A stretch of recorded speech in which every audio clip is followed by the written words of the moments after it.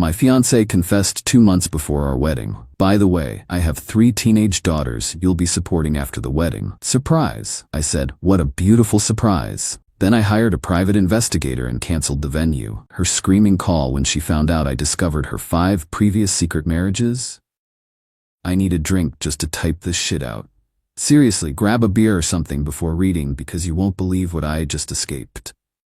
2 months ago, I was engaged to a woman I thought was the love of my life. Today, I'm sitting in my empty house with divorce papers from marriages I didn't even know existed scattered across my coffee table. Life comes at you fast, huh? Let me back up. I met Serena at a golf tournament 4 years ago. I'm not some country club type.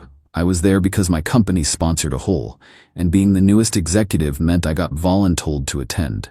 She was working the event, coordinating the silent auction. Smart, gorgeous, funny as hell, and seemingly down to earth, despite moving in wealthy circles. We hit it off immediately. Started dating, and everything seemed perfect. She told me she was 38, divorced once briefly in her 20s, no kids, and worked as an event coordinator for high-end fundraisers. I'm 42, divorced once myself, no kids, and we seemed perfectly matched. Similar interests, compatible lifestyles, great chemistry, the whole package. After a year and a half, she moved into my house. Another year later, I proposed. The wedding was set for this June, a modest affair by her standards at a vineyard estate that still cost me a damn fortune in deposits. Our relationship wasn't perfect, whose is? But the issues seemed normal. She traveled frequently for work, was private about her past, which I respected since my own divorce had been messy.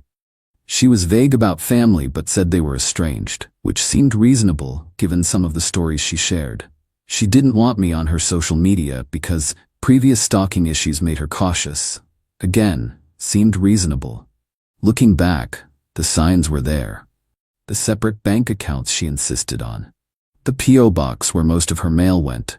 The work emergencies that would take her away for days. The burner phone I once found that she claimed was for work clients with boundary issues.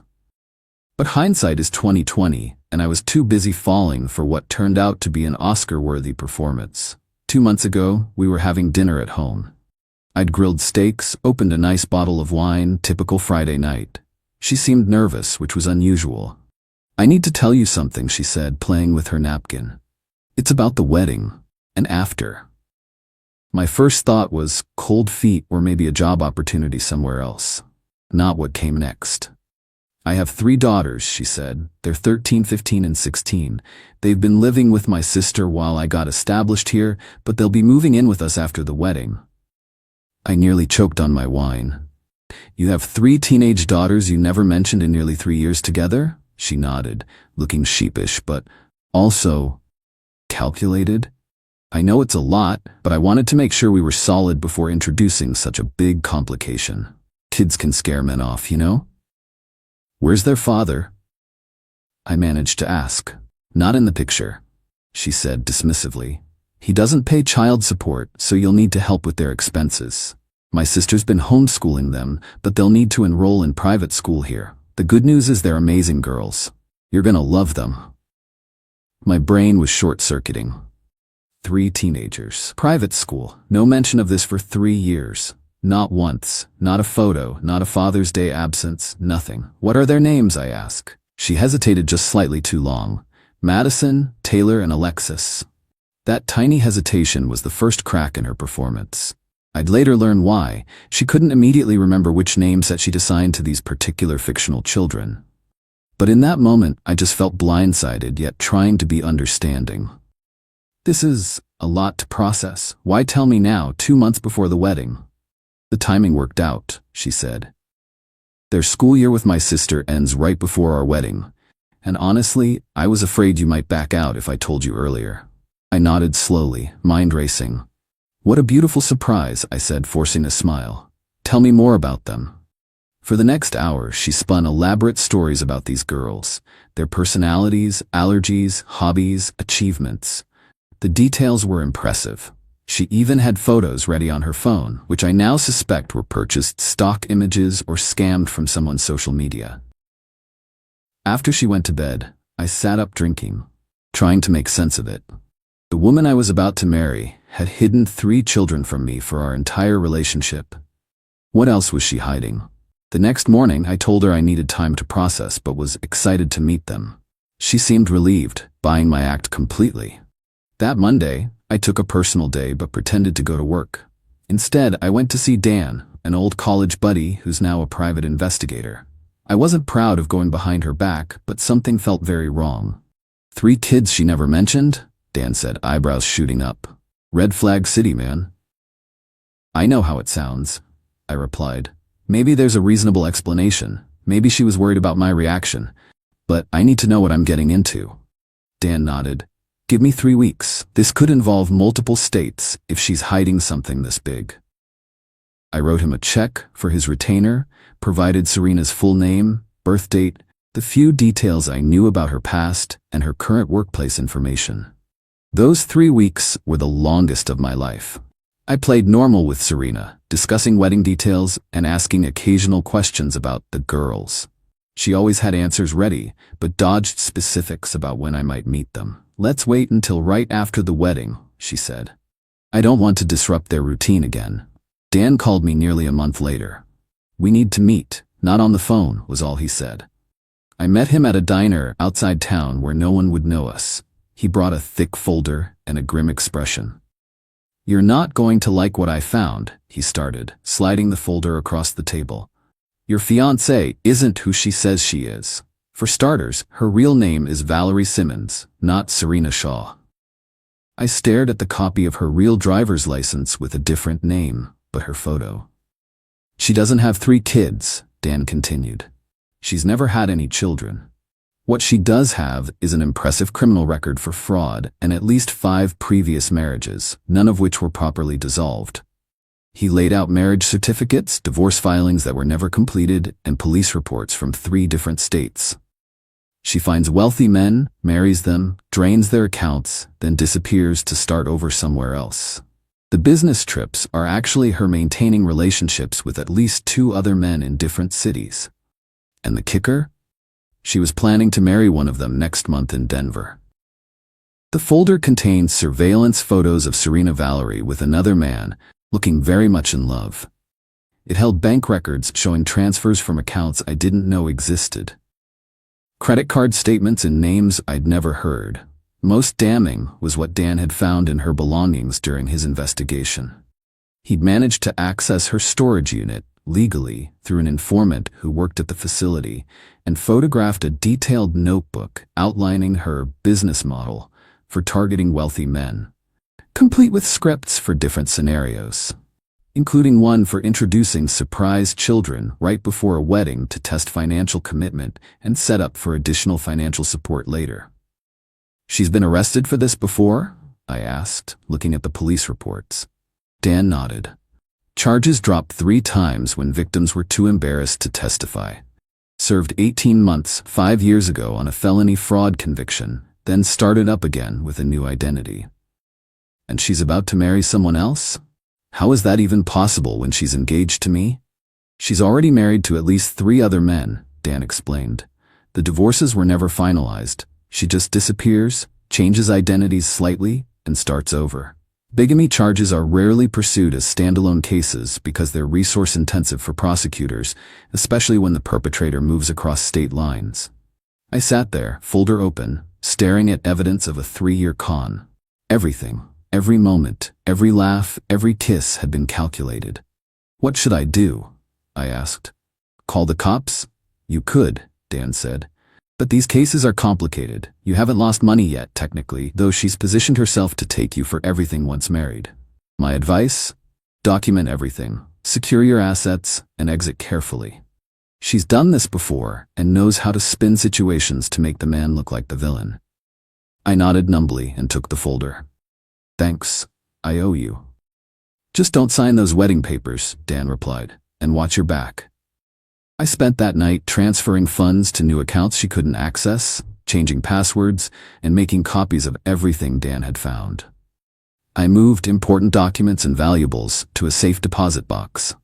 Then I called the vineyard and canceled our venue, citing a family emergency. I didn't get the deposit back, but it was cheaper than a divorce, or 5. The next day, I contacted a lawyer who specialized in fraud cases and showed him everything. He whistled low. "You're lucky you caught this before the wedding. Her playbook usually involves a quick marriage, joint accounts, then cleaned out finances within months." "What about her existing marriages? Shouldn't someone report that?"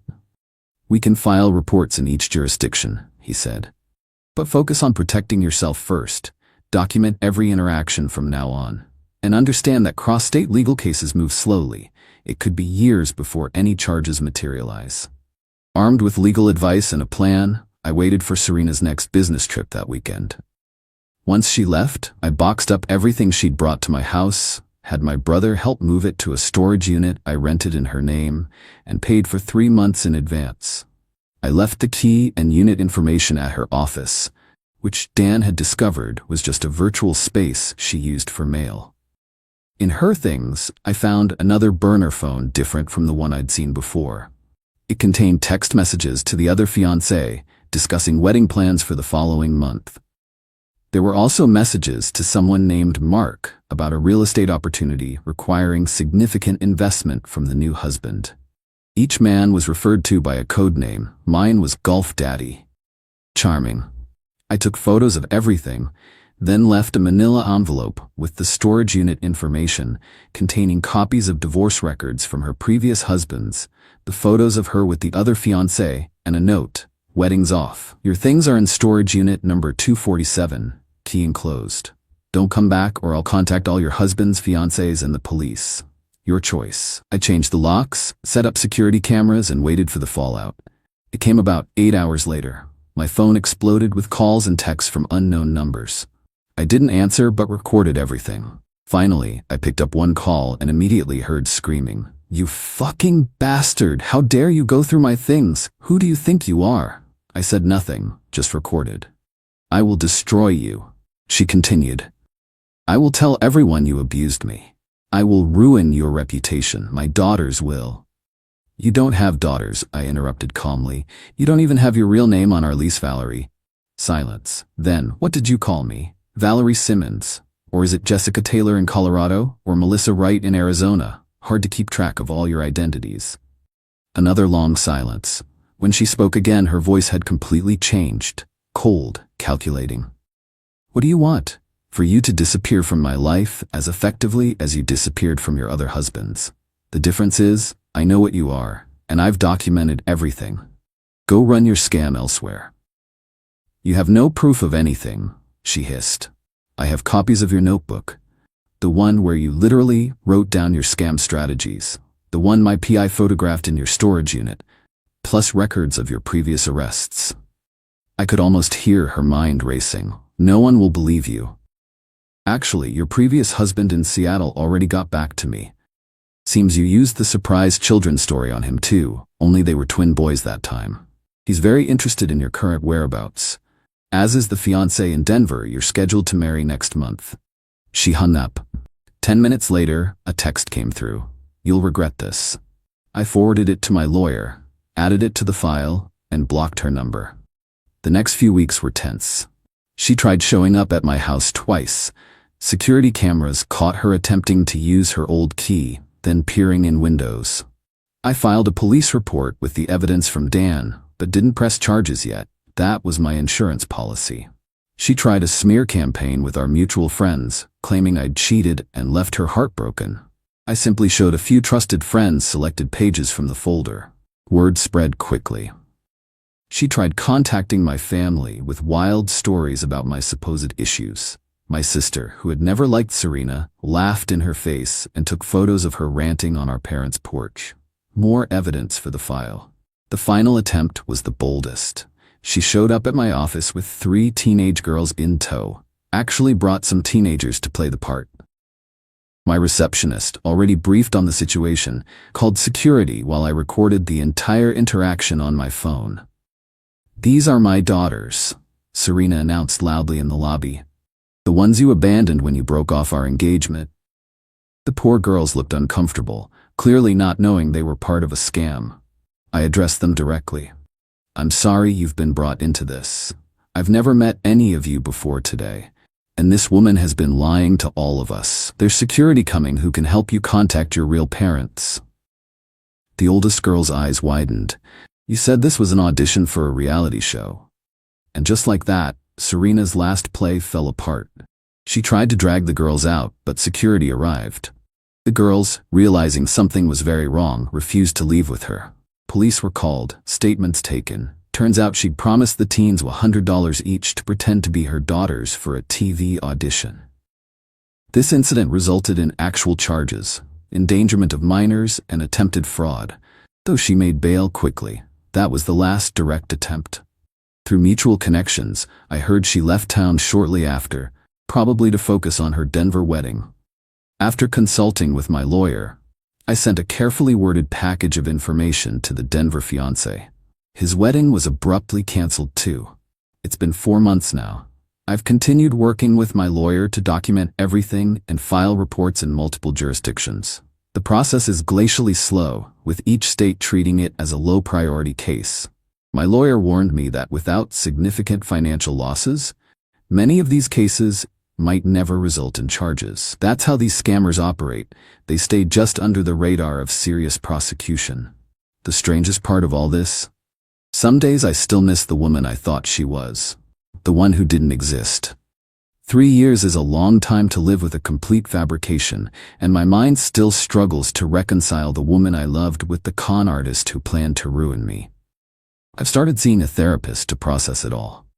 Changed my dating app settings to friends only for now. Rebuilt the financial cushion I'd depleted paying for a wedding venue I never used. Last week, I received a text from an unknown number. "You were different." Almost made me want to stop. Almost. I didn't respond. Just forwarded it to Dan, added it to the evidence file, and poured myself a whiskey. Some people collect stamps. Apparently, my ex collects husbands and near misses. I'm just glad to be in the latter category. Update, 6 months later. Well, things have developed in ways I couldn't have predicted. Turns out my information package to the Denver fiancé did more than just save him from marriage to a con artist. It started a slow-rolling investigation. Denver guy, his name is Thomas, we've since spoken, didn't just cancel his wedding quietly like I did. He's some hotshot tech executive with resources and connections I can only dream of. After verifying my information, he hired a team of private investigators who specialized in multi-state fraud cases. They've spent months building a comprehensive case, connecting with other victims, and documenting patterns of fraud across state lines. Thomas's resources allowed for a level of investigation that individual police departments simply wouldn't commit to for mere romance scams. 3 months ago, all that evidence was presented to the FBI's Financial Crimes Division. Because the scam crossed state lines, involved identity theft, and had a dollar value exceeding their threshold, they opened an official investigation. Last month, I gave my first formal interview to an FBI agent. "These cases are complex and take time," she explained. "We've been aware of similar schemes, but proving them requires establishing patterns across jurisdictions. Your documentation helps connect those dots." Apparently, when individual complaints stay within state lines, they rarely get prioritized. But when someone connects the dots across multiple states with solid evidence, it becomes a federal case. The agent revealed that Serena wasn't working alone. They believe she's part of a network of scammers who target wealthy men, each with different roles and territories. The investigation is ongoing, with subpoenas for financial records and electronic communications being processed.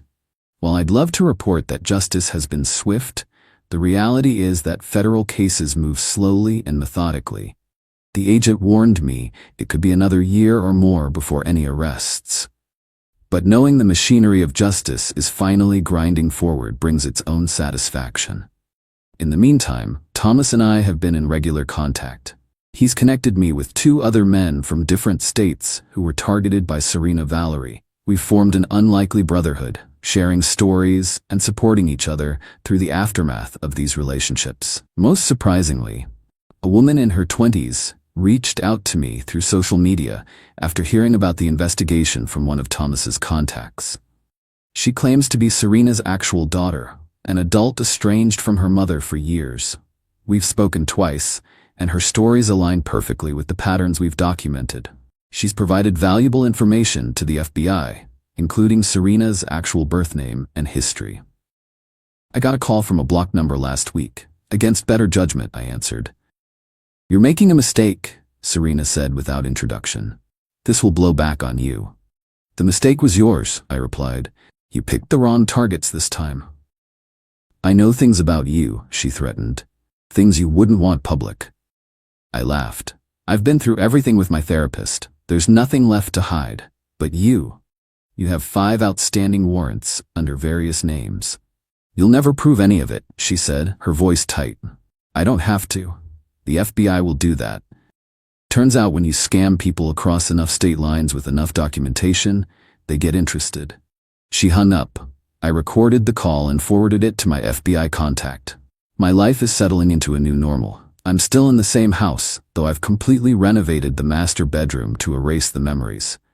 The security system stays on, and I remain cautious, but I'm no longer looking over my shoulder constantly. Thomas from Denver has suggested we write a book once the case concludes. Not for profit, he said. To warn others. I'm considering it. Maybe there's healing in converting this nightmare into something useful. As for my romantic life, I've had a few dates, all thoroughly background checked, with their knowledge and consent. Moving slowly, eyes wide open. Trust comes harder now, but that's probably not a bad thing. Yesterday I deleted the last photo of us from my phone. Felt like closing a book on a fiction that never deserved space on my shelf. Final update, 18 months later. This will be my last update about the Serena Valerie saga. Finally, there's real closure to report. After nearly 2 years of investigation, the FBI made arrests last month. My ex and 4 members of her network have been indicted on federal charges including wire fraud, identity theft, and conspiracy. Their operations spanned 15 states and targeted at least 26 men over the past decade. I was interviewed by the prosecutor's office last week as they prepare for trial. The case is solid. Financial records, witness statements, and documentation of the scheme across multiple states. The evidence Thomas's team uncovered was instrumental, showing a coordinated pattern that elevated this from isolated incidents to organized crime. The full scope of their operation is staggering. They used wedding planners, venue operators, and other legitimate businesses as unwitting resources to identify wealthy targets. They maintained detailed files on victims, complete with psychological profiles to maximize manipulation. They even had contingency plans for various scenarios, including what to do if a mark became suspicious. Thomas has become a friend through all this. He's channeled his anger into advocacy, using his tech background to develop tools that help romance scam victims track digital evidence.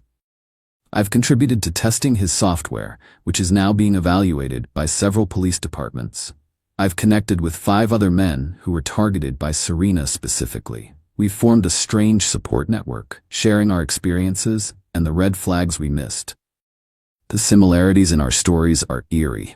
Same approach, same fictional children with different names, same financial angles. The companionship has been healing. Nothing builds brotherhood like shared humiliation, I guess. Most unexpected development? Serena's actual daughter, confirmed through the FBI investigation, has become a sort of friend. She's 27, hasn't seen her mother consistently since she was 12, and has spent years tracking her mother's schemes. Her insights have been valuable to the investigation, and our conversations have helped me understand that Serena's manipulation skills were honed long before she met me. As for me, I'm dating someone new. Moving cautiously, with full transparency on both sides. She suggested we do background checks on each other after I explained my situation, handed me her social security number and birth certificate on our 3rd date. The trust we're building feels solid because it's founded on reality, not fiction. Looking back at red flags I missed, the lack of consistent childhood stories, the absence of long-term friends, the resistance to being tagged in social media, the burner phones, the vague family history, the convenient emergencies that aligned with holidays or family events. But the biggest lesson?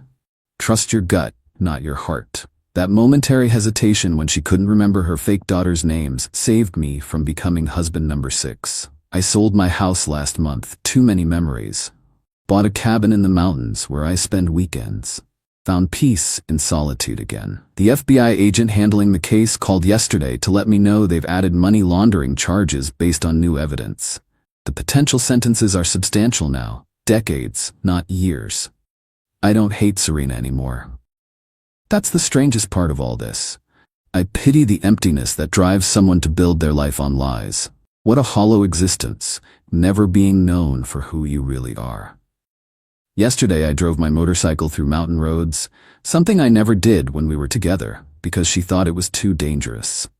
The wind and curves demanded my complete attention, leaving no room for thoughts of the past. Freedom, it turns out, feels a lot like moving forward at your own pace.